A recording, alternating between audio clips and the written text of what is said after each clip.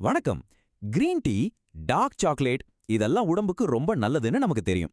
ஆனா இதுல இருக்கிற பாலிஃபினால்கள் அப்படிங்கிற ரசாயனங்களுக்கும் நம்ம குடல்ல வாழ்ற கோடிக்கணக்கான நுண்ணுயிரிகளுக்கும் நடுவுல ஒரு பெரிய மேஜிக்கே நடக்குது. அது உங்களுக்கு தெரியுமா?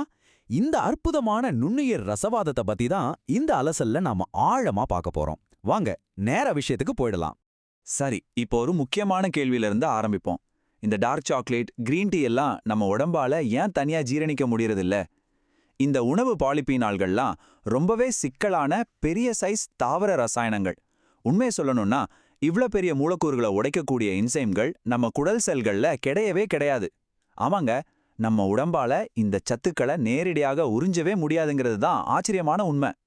இத ஈஸியா புரிஞ்சுக்க நம்ம செரிமான மண்டலத்தை ஒரு பெரிய தாவர கலவை செயலாக்க ஆலை மாதிரி கற்பனை செஞ்சுக்கோங்க. நம்ம உடம்புக்குள்ள போற பாலிபினால்கள் எல்லாமே வெறும் கச்சா பொருட்கள், அதாவது ரா மெட்டீரியல்ஸ் மட்டும்தான்.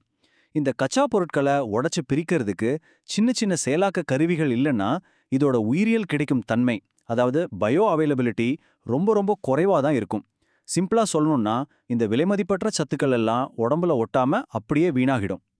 இந்த மூலப்பொருட்கள் நம்ம ஆலைக்குள்ள எப்படி பயணிக்க போகுதுன்னு ஒரு சின்ன ப்ளூ பிரிண்ட் இதோ. முதல்ல உயிரியல் தடை, அப்புறம் ஆலைக்குள்ள நடக்கிற செயல்பாடுகள், நன்மைகளோட விநியோகம், டூப்ரிபயாட்டிக் இயந்திரம், கடைசியா இந்த திறமையான ஆலைய எப்படி இயக்குறதுன்னு வரிசையா பார்க்க போறோம். முதல் பகுதிக்கு வருவோம். உயிரியல் கிடைக்கும் தன்மையின் தடை, அதாவது மேல் மட்டங்களை இந்த சத்துக்கள் எப்படி கடந்து போகுதுன்னு பார்க்கலாம். நம்ம சாக்லேட்டோ இல்ல கிரீன் டீயோ சாப்பிடும்போது நம்ம வயிறு, சிறுகுடல் எல்லாம் அதை ஜஸ்ட் லேசா அரைக்கிற வேலையை மட்டும்தான் செய்யுது. நான் முன்னாடியே சொன்ன மாதிரி பாலிஃபினால்களை உடைக்கிற கருவிகள் அங்க இல்ல. அதனால இந்த மூலப்பொருட்கள் எந்த மாற்றமும் இல்லாம, எந்த டேமேஜும் இல்லாம நேரா பெருங்குடலுக்கு போயிடுது. பெருங்குடல் தான் நம்ம செரிமான ஆலையோட மிக முக்கியமான மெயின் தளம். இங்கதான் உண்மையான மேஜிக் நடக்க காத்துட்டு இருக்கு. அடுத்து இரண்டாவது பகுதி, ஆலைக்குள் நடக்கும் செயல்பாடுகள், குறிப்பா நுண்ணுயிர் மாற்றக்கோடுகள் எப்படி வேலை செய்துன்னு பார்க்கலாம். இங்க ஒரு செம இன்ட்ரெஸ்டிங்கான விஷயம் என்ன தெரியுமா? நம்ம பெருங்குடல்ல காத்துட்டு இருக்கிற ட்ரில்லியன் கணக்கான நுண்ணுயிரிகள் வெறும் சாதாரண கிருமிகள் கிடையாது. அவை எல்லாமே ரொம்ப துல்லியமான உயிர்வேதியியல் இயந்திரங்கள். இதுங்க முதல்ல ஹைட்ராலிசிஸ் அப்படிங்கிற முறைப்படி தேவையில்லாத பெரிய சர்க்கரை மூலக்கூறுகளை வெட்டி எறியுது. அடுத்ததா ரிங் ஃபிஷன் மூலமா கடினமான வட்ட வடிவ கட்டமைப்புகளை உடைக்குது. இப்படிதான் ஜீரணிக்க முடியாத கரடுமுரடான மூலப்பொருட்கள் ரொம்ப ஈஸியா உறிஞ்சக்கூடிய சின்னஞ்சிறிய மூலக்கூறுகளா மாறுது. இது எவ்வளவு துல்லியமா நடக்குதுன்னு பாருங்களேன்.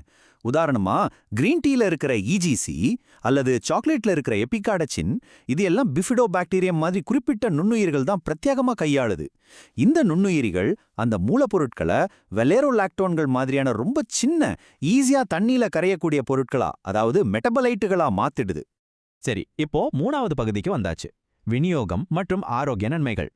இது எப்படி உடல் முழுக்க விநியோகமாகுது?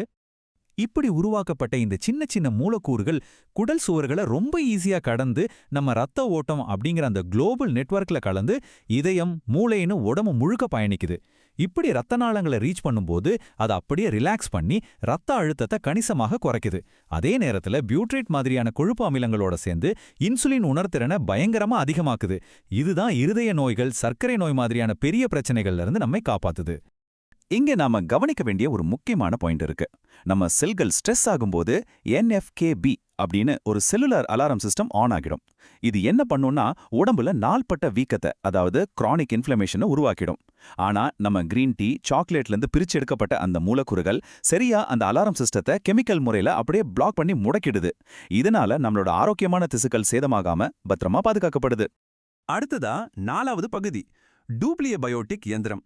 இந்த தொழிற்சாலை தளத்தை நம்ம உடல் எப்படி பேலன்ஸ் செய்யுதுன்னு பார்க்கலாம். இதுவரைக்கும் பாலிஃபினால்கள் நமக்கு எப்படி உதவுதுன்னு பார்த்தோம். ஆனா இதனால அந்த குடல் நுண்ணுயிர்களுக்கு என்னங்க லாபம்? இங்கதான் டூப்ளிஃபியாட்டிக் அப்படிங்கிற ஒரு சூப்பரான இருவழி விளைவு நடக்குது. ஒரு பக்கம் இந்த பாலிஃபினால்கள் நம்ம குடல்ல இருக்கிற நல்ல பாக்டீரியாக்களுக்கு சாப்பாடா மாறி அதை நல்லா வளர வைக்குது. இன்னொரு பக்கம் ஈகோலை மாதிரி நமக்கு கெடுதல் பண்ற கிருமிகளை வளர விடாம தடுத்து அதை அழிக்கும் செக்யூரிட்டி கார்டுகளாகவும் செயல்படுது. நம்ம நண்பர்களுக்கு சாப்பாடு போடுறது, எதிரிகளை பட்டினி போடுறது, இந்த தொடர்ச்சியான பேலன்சிங் செயல்தான் டிஸ்பயோசிஸ் வராம தடுக்குது. டிஸ்பயோசிஸ்னா என்ன? குடல்ல கெட்ட பாக்டீரியாக்கள் அதிகமாகி நம்ம செரிமான ஆலைய முழுக்க கன்ஃபியூஸ் ஆகி நச்சுப் பொருட்கள் எல்லாம் லீக் ஆகிற ஒரு ஆபத்தான நிலை. ஆனா சரியான பாலிபினால்கள் இந்த நாச வேலையை தடுத்து நம்ம உயிரியல் ஆலையை எந்த பிரச்சனையும் இல்லாம ஸ்மூத்தா இயங்க வைக்குது. கடைசி பகுதிக்கு வந்துட்டோம். பகுதி 5, ஒரு திறமையான ஆலையை இயக்குதல்.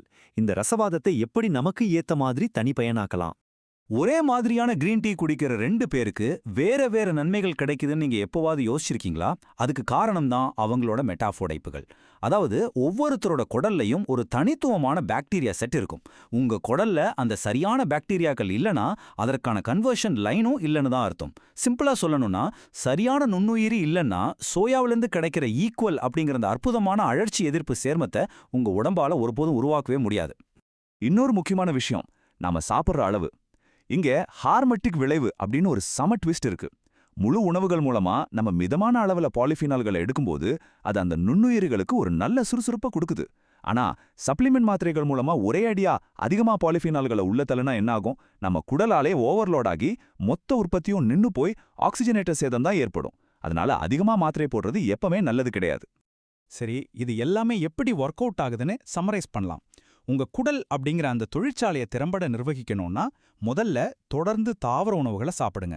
2வது அதை அளவோடு சாப்பிடுங்க. 3வது ஒரே மாதிரியான உணவா இல்லாம பல வண்ணங்கள்ல பலவிதமான முழு உணவுகளை சாப்பிடுங்க.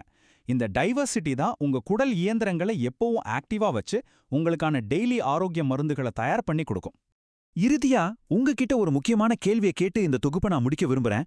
உங்களை பாதுகாக்கவும் ஆரோக்கியமா வச்சுக்கவும் உங்க உடம்புக்குள்ள வேலை செய்ற அந்த உயிர்வேதியியல் அலகுகளுக்கு தேவையான தினசரி மூலப்பொருட்களை கொடுத்து நீங்க சரியான முதலீடு செய்றீங்களா? யோசிச்சு பாருங்க. ஏன்னா உணவு தான் மருந்து. அதை உருவாக்குற தொழிற்சாலை தான் நம்ம நுண்ணுயிரிகள். இதை மனசுல வச்சுக்கோங்க. மீண்டும் இன்னொரு சுவாரஸ்யமான அலசலை நாம சந்திப்போம்.